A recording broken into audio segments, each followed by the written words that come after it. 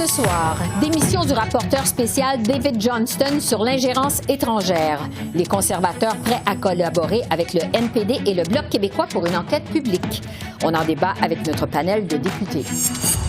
Une première dans les annales de la politique américaine. L'ancien président Trump sera accusé par la justice fédérale demain à Miami. L'analyste politique Michel Auger est avec nous. Et des sénateurs font pression pour que la Chambre des communes adopte le projet de loi C-22 pour mettre en place la prestation canadienne pour les personnes handicapées. On reçoit la sénatrice Chantal Petitclerc. Bonsoir, Mesdames, Messieurs. À la suite de la démission de David Johnston vendredi en fin de journée, le débat sur la nécessité d'une enquête publique sur l'ingérence étrangère s'est ravivé de plus belle à la Chambre des communes. Alors que les libéraux ne ferment pas la porte à une telle enquête, les partis d'opposition se sont dit prêts à collaborer pour établir le nouveau mandat du commissaire qui pourrait mener cet exercice.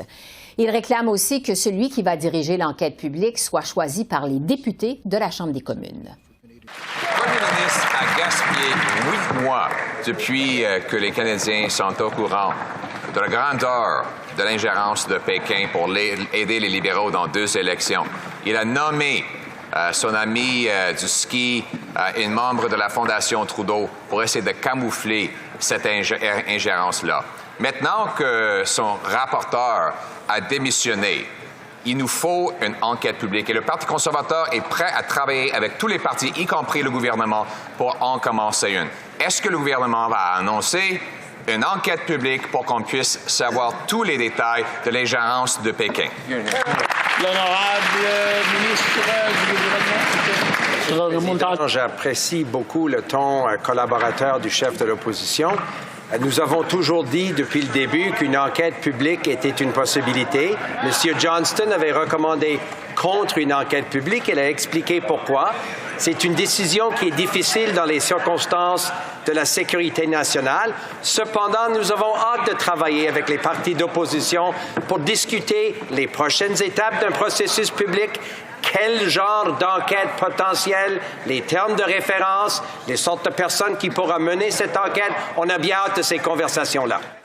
C'est donc là-dessus que je retrouve notre panel de députés. Pour les libéraux, Arif Virani, pour les conservateurs, Luc Berthold, pour le Bloc québécois, Marie-Hélène Gaudreault et pour le NPD, on le retrouve de façon virtuelle, Peter Julian. Bonsoir à vous 4. Bonsoir. Bon, Luc Berthold, des conservateurs, je vais commencer avec vous. On vient d'entendre votre chef, M. Poilievre. C'est vraiment un gros changement de ton, je le dirais.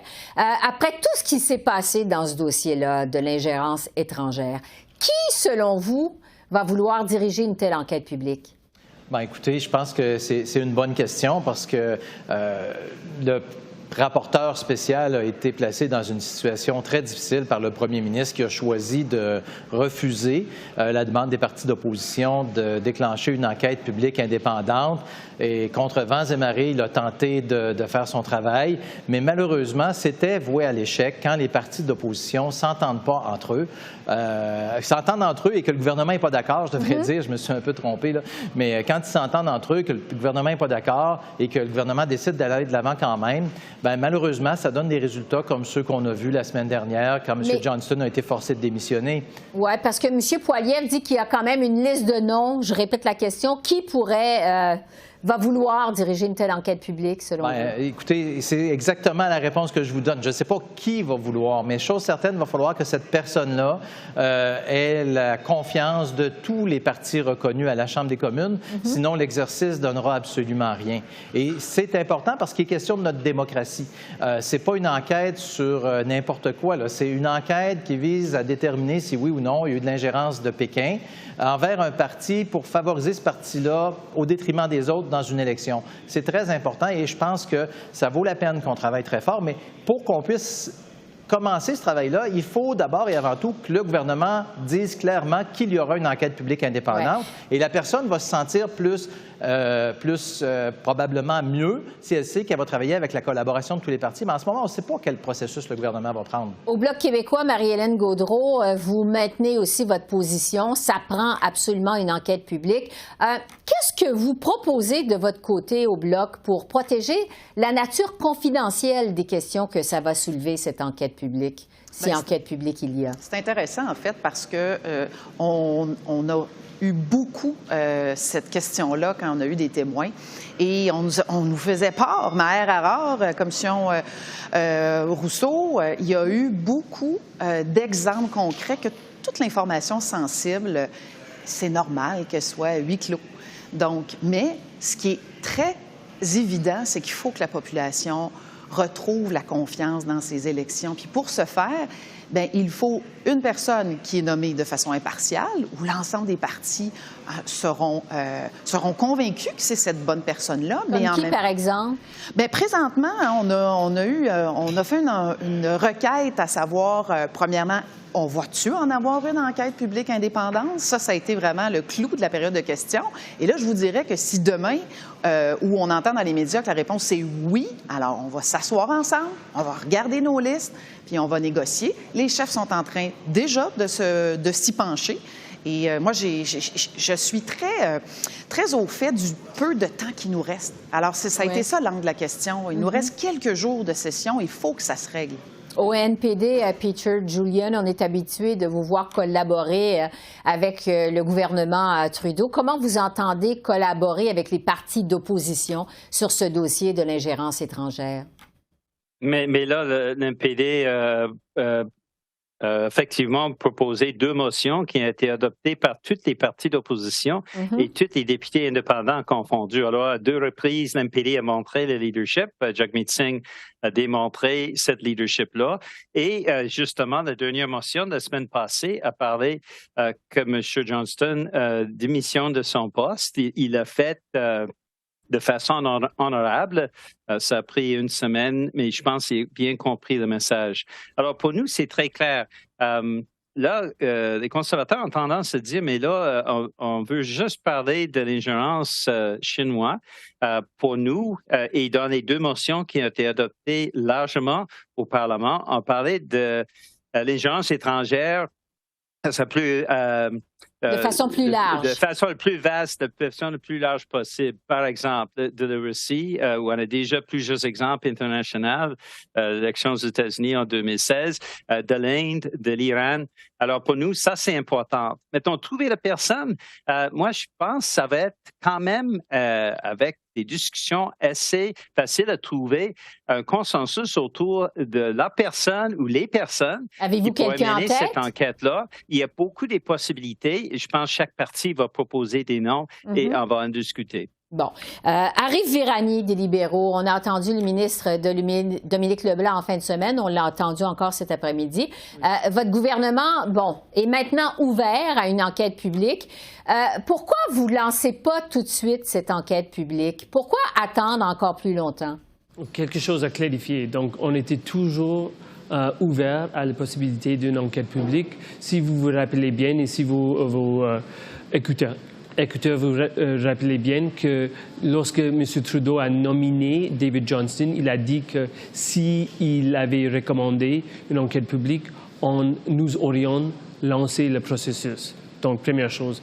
Deuxième chose, c'est un peu difficile à entendre tous les compliments des autres partis concernant l'honorable M. Johnston et le fait qu'il a dévoué sa carrière vis-à-vis l'intérêt public. La partisanerie a commencé avec l'opposition et c'est les partisaneries qui a causé cette démission. Donc, maintenant, c'est tout à fait clair, Luc Berthold, c'est tout à fait clair le propos que vous avez lancé vis-à-vis de lui. Maintenant, vous l'avez mis dans une position difficile. Il a été forcé de congédier. On a nominé une personne qui était le gouverneur général de tous les pays qui était nominé comme gouverneur général par M. Harper. Période. Troisième chose, c'est que maintenant, on est ici, en ce moment-là.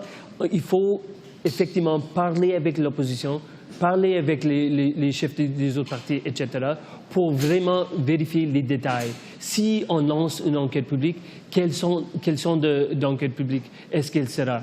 Quel terme, quel mandat, quelle date d'échéance, quel chef et comment est-ce qu'on va sauvegarder les documents confidentiels. La question que vous avez posée à Mme Gaudreau n'était pas actuellement répondue. C'est extrêmement important et c'est ça la raison qu'on va continuer avec les autres démarches, par exemple avec le registre pour les personnes étrangères, avec les démarches prises par NCCOP et par NCIRA pour faire des autres recommandations vis-à-vis de notre gouvernement. Parce que c'est si important. Allez-y, Luc Berthold. C'est un gouvernement de la verte. Ils ne sont pas capables de prendre des décisions, ma grand foi du bon Dieu. La première fois, on leur a demandé, la majorité des membres, des députés de la Chambre ont demandé une enquête publique indépendante. Le premier ministre a choisi de nommer quelque chose de spécial, un rapporteur spécial. Il a choisi le rapporteur parmi ses amis de la Fondation Trudeau, parmi des amis personnels, pour s'assurer qu'il y a une conclusion qui pourrait dire par la suite, bien, écoutez, voyez, le rapporteur est arrivé à la même conclusion que moi. Donc, écoutez, il y a toujours bien des limites à dire n'importe quoi, comme vient de le faire M. Virani. Là, en ce moment, il y a une décision à prendre. Va-t-il y avoir, oui ou non, une enquête publique indépendante? Quand ce sera oui, quand le premier ministre aura enfin pris une décision, parce que la première fois, il a demandé à M. Johnston de le faire à sa place, là, il demande à M. Leblanc de le faire à sa place. Écoutez, quand il va prendre une décision, on va regarder la suite des choses, puis il n'y a pas de problème pour les dossiers de sécurité nationale. On est capable de manger de la gomme puis de marcher en même temps, c'est évident. Au Bloc québécois, Marie-Hélène Gaudreau, vous attendez ça pour quand? En quelques secondes. Bien, on attend ça maintenant. Pourquoi? Parce que ça fait 4 mois qu'on le réclame.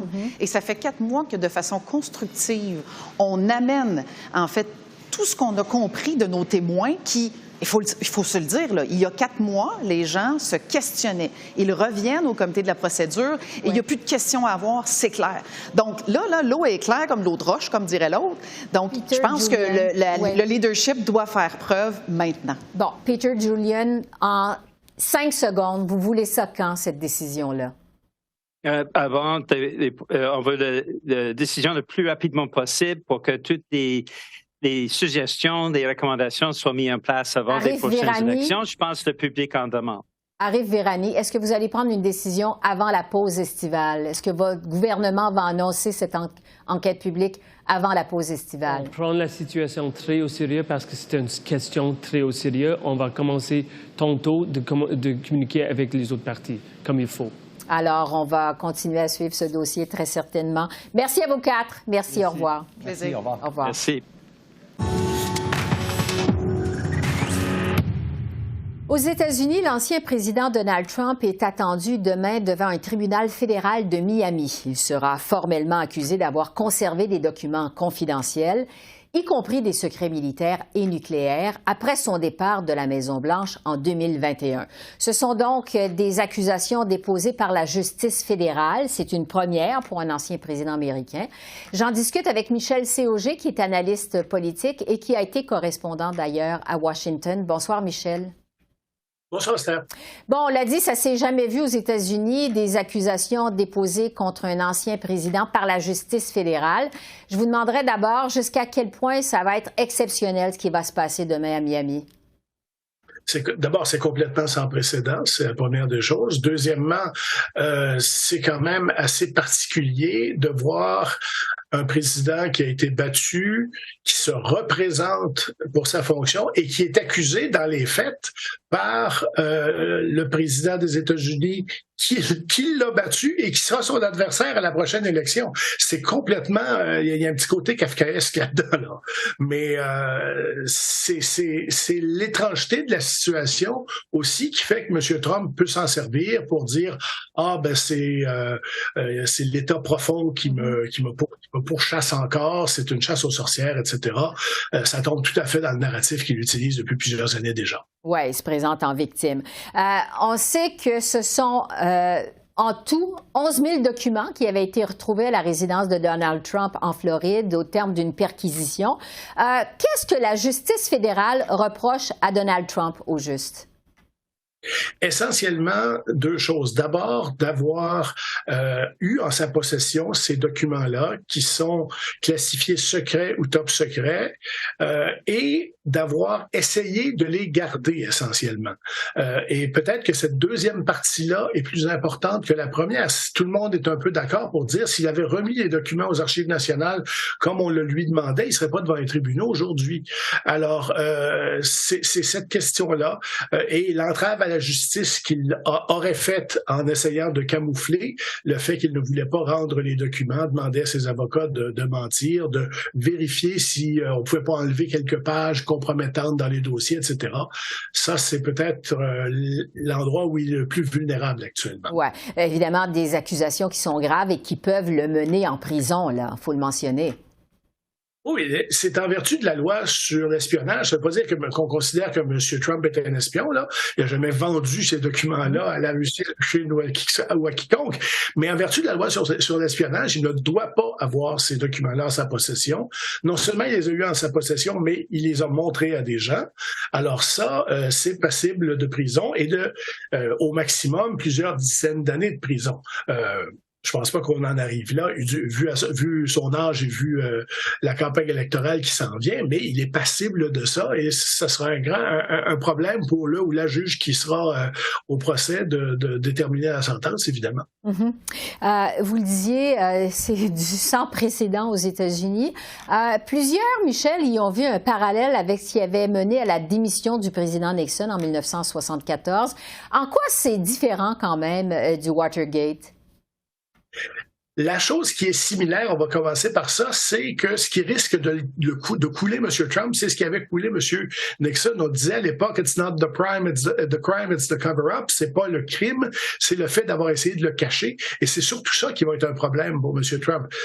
Des gens, des anciens présidents, des anciens vice-présidents, M. Biden, M. Pence, l'ancien vice-président de M. Trump, ont, à un moment donné, eu en leur possession des documents qu'ils n'auraient pas dû avoir et les ont tout simplement redonnés aux archives dès qu'on leur a demandé. Bien des gens aux États-Unis vous diront qu'on classifie trop de documents comme secrets puis qu'à un moment donné, ça devient plus gérable. Alors, mais là, on n'est pas dans l'erreur de bonne foi, puis tiens, je vous le redonne parce que vous me l'avez demandé. C'est lui qui s'est battu pour les garder. Et c'est ça qui est le problème.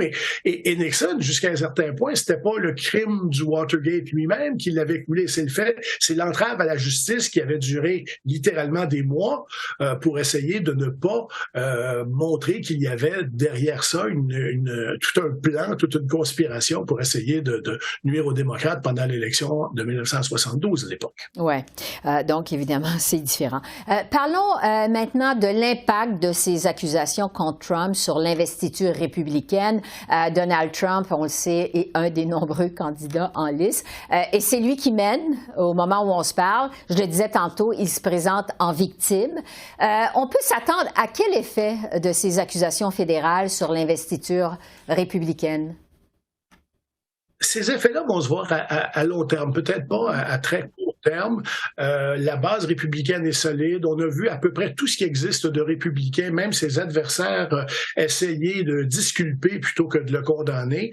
Alors donc, il y a beaucoup de républicains qui ont peur essentiellement que si M. Trump se fâche contre eux, ça va leur nuire considérablement. Il y a quelques candidats qui ont commencé à dire M. Trump n'a pas raison. C'est le gouverneur Christie, l'ancien gouverneur Christie du New Jersey. Jusqu'à un certain point, Mike Pence, son ancien vice-président, qui a mis des doutes aussi, mais ça reste pas très important pour l'instant. Mais en même temps, ça se peut pas que ça n'ait pas d'effet qu'un ancien président soit traîné devant les tribunaux pour un crime de nature fédérale, ce qui est un précédent aux États-Unis. Et il y a aussi l'effet d'accumulation là-dedans, Esther, qui va être important. C'est-à-dire que M. Trump va beau dire s'il est accusé en vertu d'autres choses au cours des prochains mois. Il y a toute la question de la tentative de renverser les résultats de l'élection en Géorgie. Mm-hmm. Il y a toute la conspiration possible pour inciter à l'insurrection du 6 janvier. Vous savez, là, ça va faire 4 accusations devant les tribunaux pour le président qui essaie de regagner son job. Je suis pas sûr que tous les citoyens américains, parce qu'il y a aussi des indépendants là-dedans, il n'y a pas juste la base républicaine qui compte, que tous les citoyens américains vont dire « Oh, c'est très bien, il y a 4 accusations contre lui, c'est pas grave ». Bon, ça commence à faire en effet plusieurs accusations contre M. Trump et peut-être qu'il ne sera pas toujours aussi téflon qu'on l'a vu finalement. Non, parce qu'il y a un effet d'accumulation là-dedans, même chez les républicains. Si vous lisiez les journaux américains au cours du week-end, il y a des républicains qui disent « Ouais, hein, ça me dérange ». Ils sont pas encore prêts à dire « Je voterai pas pour lui », mais qui commencent à être dérangés un peu. S'il devait y en avoir 2 autres, en particulier celle de la Géorgie, là, essayer carrément de changer résultat de l'élection, ça risque d'être un petit peu difficile, d'autant que, vous savez, le jour même de l'élection, M. Trump dit on me l'a volé, et ça fait maintenant 2 ans, et n'oublions pas qu'on n'a pas trouvé une seule voix qui a été déclarée illégale depuis ce temps-là. Alors, à un moment donné, là, je me suis fait voler l'élection, disons que ça a un petit peu moins de tirando qu'avant. Oui, exactement. Évidemment, on va suivre cette comparution demain qui risque de tourner en cirque médiatique. Michel Sioger, merci beaucoup. Merci. Au revoir. 4 sénatrices demandent aux députés de la Chambre des communes d'adopter au plus vite le projet de loi C-22 qui vise à mettre en place la prestation canadienne pour les personnes handicapées. C'était d'ailleurs une promesse du gouvernement Trudeau. Alors, j'en discute avec l'une de ces sénatrices, Chantal Petitclerc, qui a fait d'ailleurs une sortie publique récemment en ce sens. Bonsoir, Madame Petitclerc. Bonsoir. Expliquez-nous d'abord qu'est-ce que c'est que ce projet de loi C-22 et pourquoi c'est important pour les personnes en situation de handicap. Avec plaisir. Ce projet de loi C-22, d'abord, on en a parlé la première fois en 2020.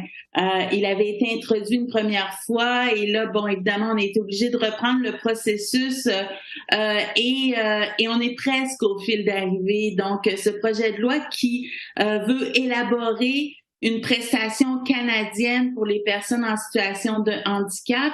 Il est très, très important pour plusieurs raisons, mais en fait, la seule et l'excellente raison et l'essentielle raison, c'est que ce qu'on sait, c'est que les personnes en situation de handicap sont beaucoup plus à risque et sont beaucoup plus en situation de pauvreté.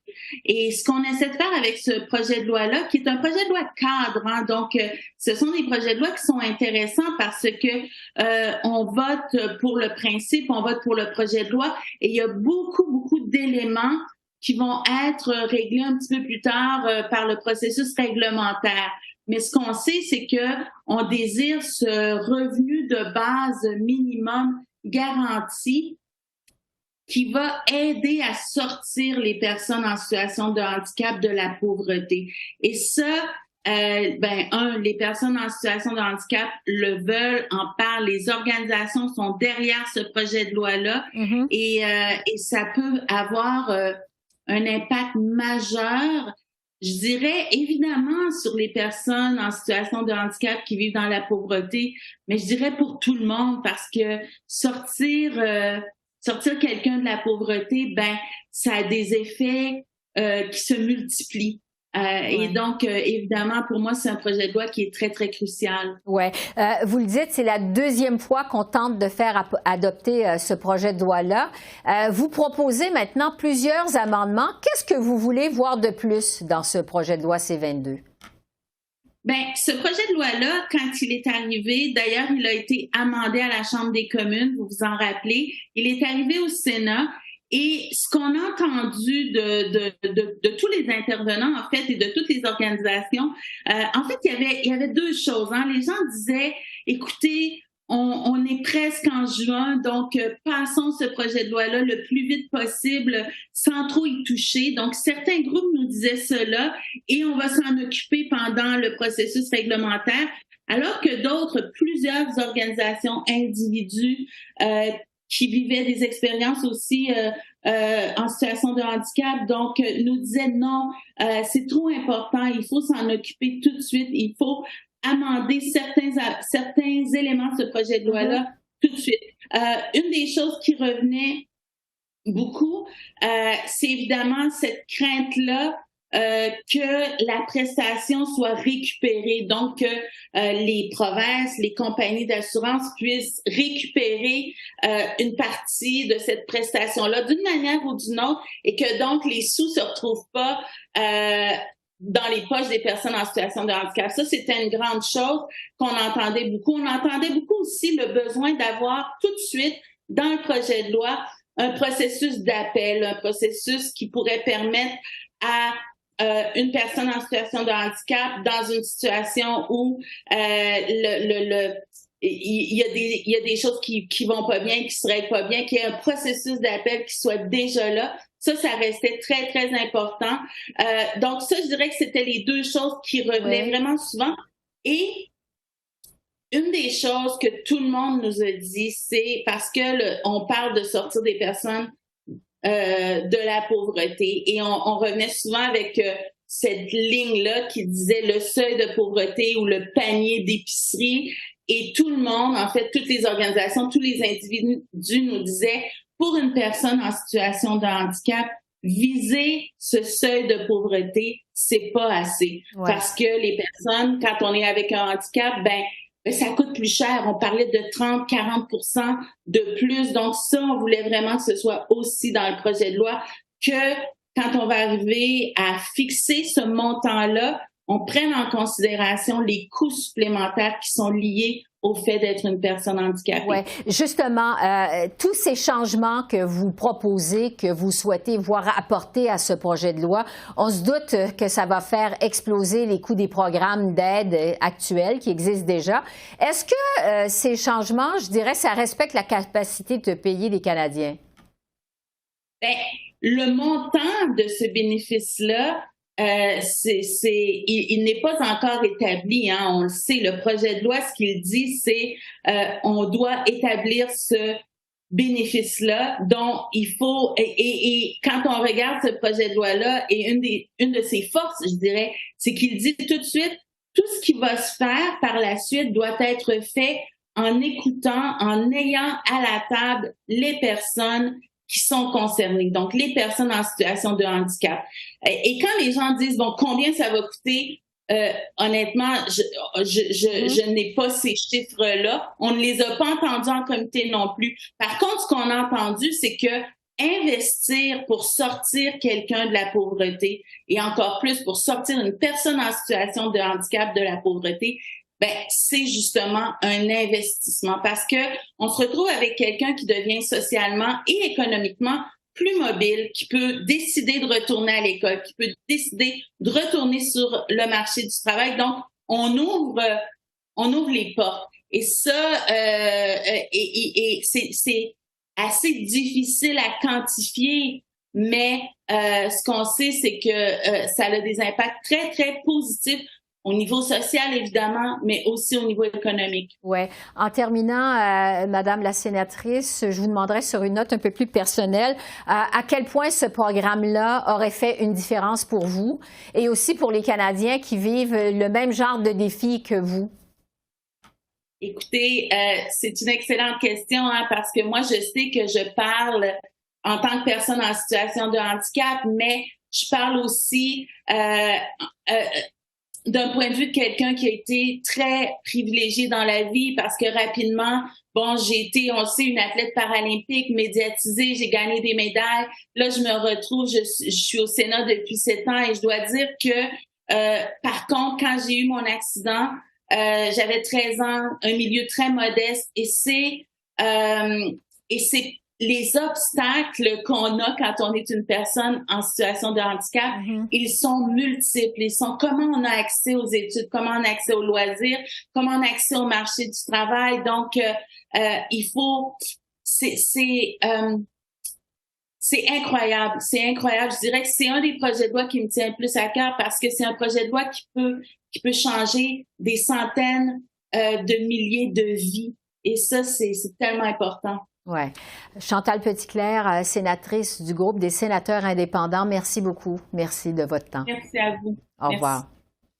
En terminant, on a appris aujourd'hui que le juge Russell Brown a remis sa démission de la Cour suprême du Canada. Le juge Brown était sous le coup d'une enquête du Conseil canadien de la magistrature pour une affaire d'inconduite survenue au mois de janvier en Arizona. Il avait été nommé à la Cour suprême du Canada le 31 août 2015.